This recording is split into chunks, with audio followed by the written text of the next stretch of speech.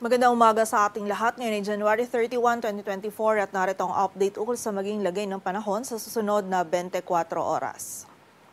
Patuloy pa rin umiiral ang northeast monsoon o amihan dito sa bahagi ng Luzon at Visayas kung saan dala pa rin ito yung malamig na panahon lalong-lalo na sa madaling araw at meron pa rin tayong tsansa ng mga may hinang pagulan or pag-ambon na dulot nga ng amihan. Samantala, yung low pressure area naman na minomonitor natin sa labas ng ating area of responsibility ay nananatiling mababa yung tsansa na maging bagyo at pumasok sa loob ng PAR. Ngunit yung trough or extension nito ay patuloy pa rin nagdudulot ng mga pag-ulan sa malaking bahagi ng Mindanao. So pag-ingat po para sa ating mga kababayan dyan sa posibilidad ng mga pagbaha at pagguho ng lupa. At para nga sa magiging lagay ng panahon ngayong araw ng Miyerkules, maulap na kalangitan at mataas na tsansa ng mga may hinang pagulan or pag-ambon ng mararanasan dito sa bahagi ng Cagayan Valley, Aurora, Quezon at Bicol Region, dulot yan ng amihan. Samantala, patuloy nga pong magiging maaliwalas yung panahon dito sa Metro Manila maging sa nalalabing bahagi pa ng Luzon at patuloy din pong magiging bahagyang malamig yung mararanasan natin na panahon na dulot po ng amihan. Agwat ang temperatura dito sa Metro Manila ay mula 21 to 30 degrees Celsius.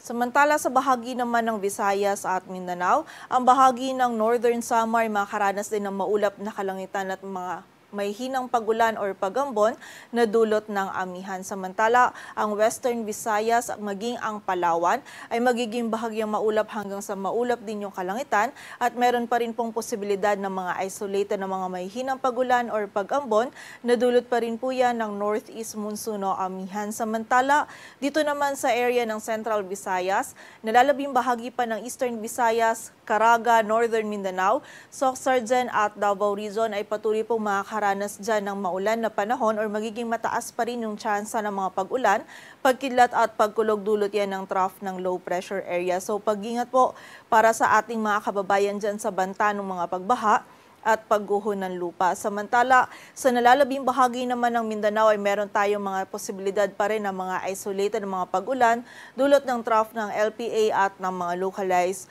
thunderstorms. Agwat ng temperatura sa Cebu ay mula 25 to 28 degrees Celsius at sa Davao naman ay 24 to 26 degrees Celsius. At para naman sa lagay ng dagat baybayin ng ating bansa, dulot pa rin ng amihan ay meron pa rin tayong nakataas na gale warning sa eastern seaboard siya ng Southern Luzon, Visayas at Mindanao kung saan mapanganib pa rin yung pagpalaot para sa ating mga kababayan mangingisda pati na rin yung may mga maliliit na sasakyang pandagat. At para naman sa 3-day outlook ng mga key cities ng ating bansa, in the next 3 days, bukas yan ng Huwebes hanggang sa Sabado, ang malaking bahagi po ng Luzon kasama na dyan ng Metro Manila, Baguio City at Legazpi City ay makakaranas pa din ng bahagyang maulap hanggang sa maulap na kalangitan.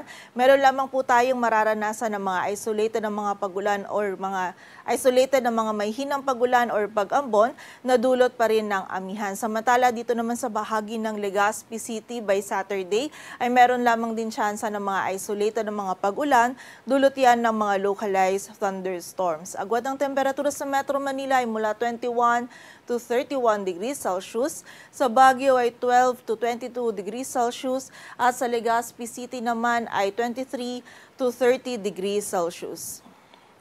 Samantala sa bahagi naman ng Visayas, ang bahagi po ng Metro Cebu, Iloilo City at Tacloban City ay makakaranas na po ng bahagyang maulap hanggang sa maulap na kalangitan or generally fair weather condition na po yung ating mararanasan. Ngunit meron pa rin tsansa ng mga isolated na mga pag-ulan, pagkidlat at pagkulog dulot yan ng mga localized thunderstorms. Agwat ang temperatura sa Cebu ay mula 24 to 30 degrees Celsius, sa Iloilo City ay 24 to 30 degrees Celsius at sa Tacloban City naman ay 23 to 31 degrees Celsius.